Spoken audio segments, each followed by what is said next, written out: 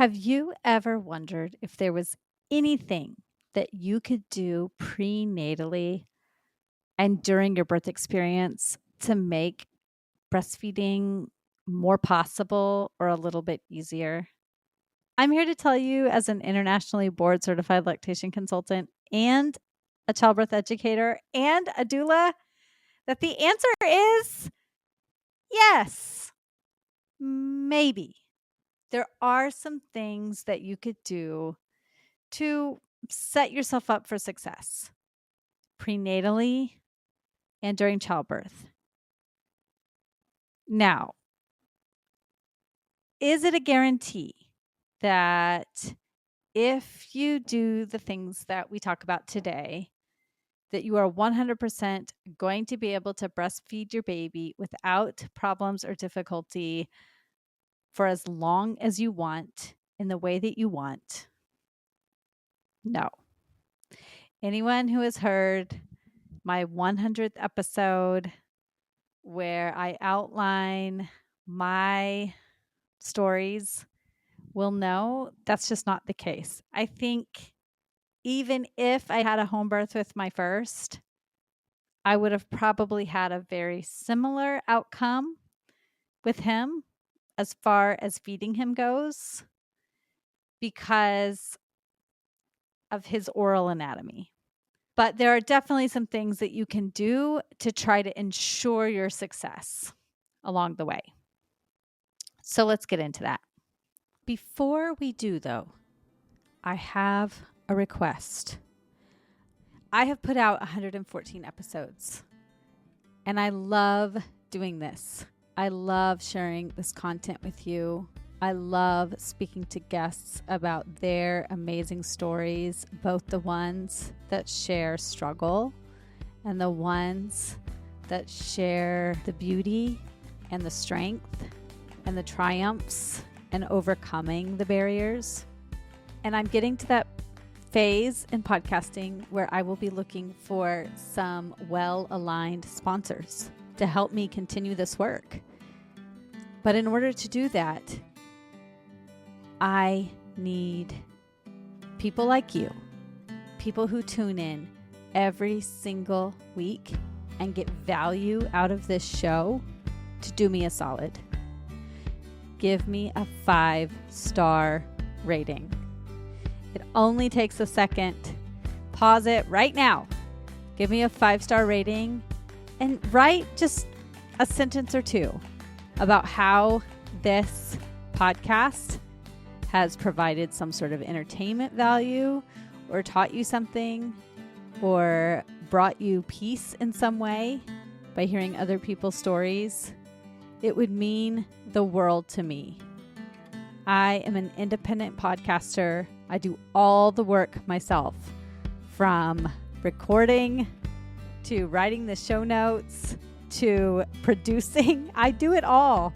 So there are lots of podcasts out there. Many of them are not run by independent podcasters like me. They're run by huge networks that have the manpower to get the word out there about their shows. And so I need every single one of you to do that for me so that I can continue producing this content for you. Thank you so much. When I began breastfeeding, I was blindsided by how difficult it was. Having known only a handful of people who had ever done it and only seeing it up close a couple of times, I had a huge learning curve. Since then, I've become a doula, a childbirth educator, and an internationally board-certified lactation consultant. I'm your host, Lo Nigrosh, and I welcome you to the Milk Making Minutes, where we explore the systemic, medical, and cultural barriers that make feeding our babies so difficult, so that you know your baby feeding struggles were not your fault, and your triumphs really are the miracles you feel they are. So just like anything else, we can have the best laid plans and things don't always go according to plan. It doesn't mean that we shouldn't plan. So a birth plan helps you to know what you would like to do given scenario A, scenario B, scenario C. So it's not dictating exactly what you want to happen. It's helping you to go through your options and your choices and your preferences given the scenarios that could happen. And that's the same with baby feeding. So I highly recommend that you think about what you would like to happen given the various scenarios that could happen in your birth setting when it comes to baby feeding, and have a baby feeding preference list that you and your partner and your care team and care providers talk through before the day arrives for you to have your baby, before that postpartum care time arrives.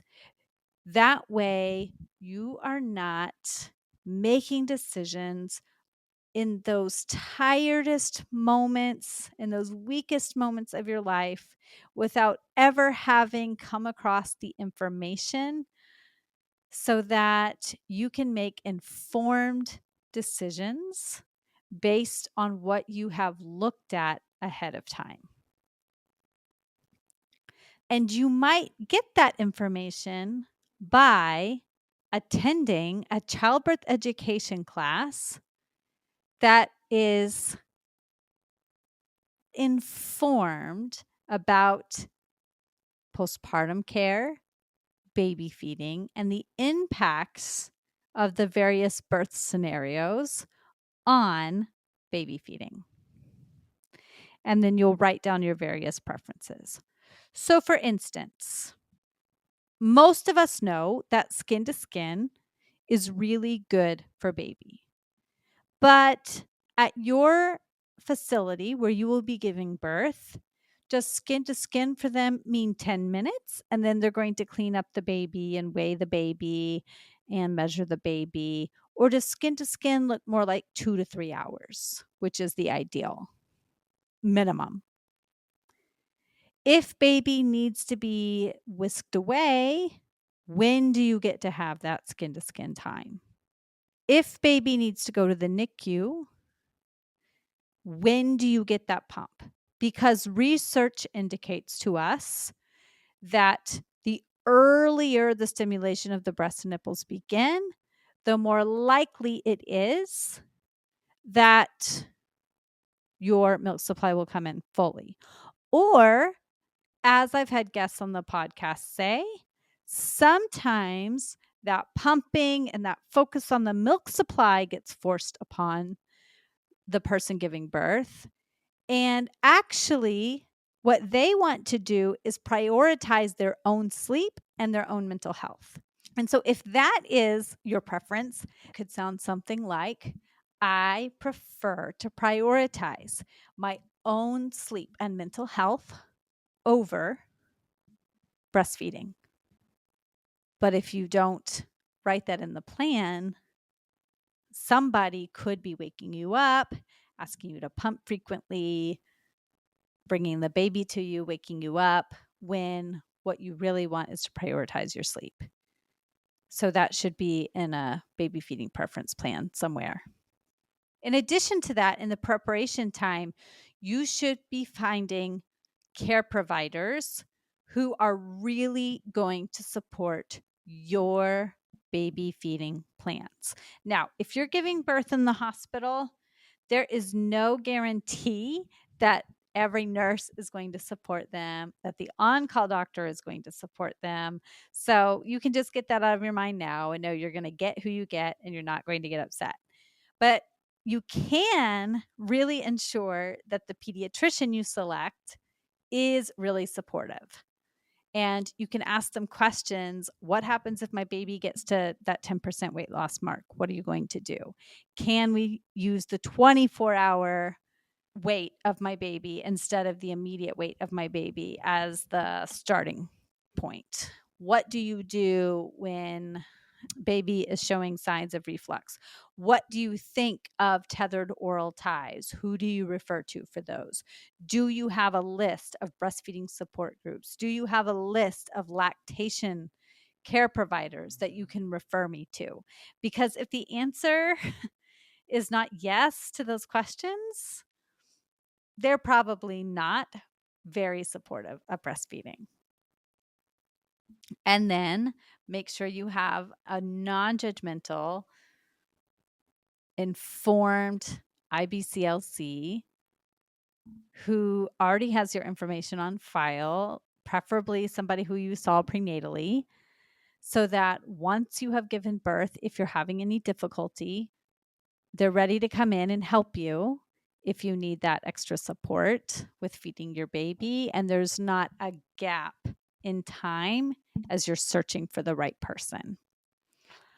As you're thinking about your birthing choices, should I be induced? Should I get an epidural? Are there other pain management techniques I should use? Should I get a doula? What other birth interventions am I curious about? Be looking at those through the lens of not only how are they going to impact me during the birth, but how could they impact my postpartum experience? Because it's not just about what's happening in the birth. And as a doula and as an IBCLC, my job is to help clients figure out what is right for them. And there's no right answer. So sometimes when I was a doula, my clients definitely needed the epidural. Sometimes my clients really needed to proceed with the birth without outside pain management. But they needed to be able to make the informed choice about how their chosen pain management was going to impact them. For instance, when people use epidurals, they need lots of IV fluids to keep their blood pressure down because high blood pressure is a side effect of epidurals that can cause swelling in the mom, engorgement in the breasts, which can sometimes lead to edema, which can sometimes make latching more difficult.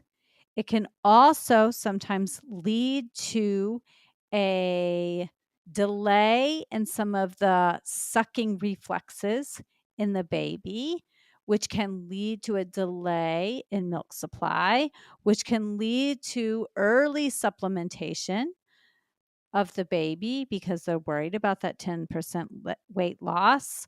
Or the IV fluids can lead to swelling in the baby, and they take that first weight, but it's a little bit off because they have so much liquid in them from the IV fluids. Then they pee that off, but then it looks like they've lost more weight than they really have because they have that IV liquid. And then that leads parents down this road of early supplementation because of these interferences from the pain medication. And so this is something to be aware of when you choose your birth interventions. Am I saying that nobody should use pain medication to manage their pain during birth? Absolutely not. But when you are experiencing a baby who's having difficulty latching after pain medication has been used, that is your moment to take a step back and say, hold on. I had an epidural. I had a long 2-day labor. My baby also had that epidural because it crosses the placental barrier. I would not expect my baby to be latching immediately as a result of this. Let's give it a little bit more time. And then everybody can be approaching this situation with a clearer understanding and better expectations instead of expecting that baby to act as if there were no pain medications. So taking a childbirth education class, which will educate you on those considerations, not to deter you from using pain management, but rather so you know how to keep yourself centered when these scenarios arise so that you are not scared when your baby's struggling to latch, is so critical to feeling grounded during those early days after your baby's birth. The final thing that I am going to say about this is it's so important to have somebody on your side who is able to help you to overcome any challenges that are going to arise in those early days, whether that is people in your life who have fed their babies or an experienced IBCLC. So if you would like me on your side, I would love to be that person. You can reach out to me at quavinbirthservices.com. I would be so delighted to be the person who helps you figure this out. And did you know that I also can do prenatal education? So if you would like to do a prenatal education session with me that is covered by your insurance, you can reach out to me during pregnancy as well. So I will talk to you soon.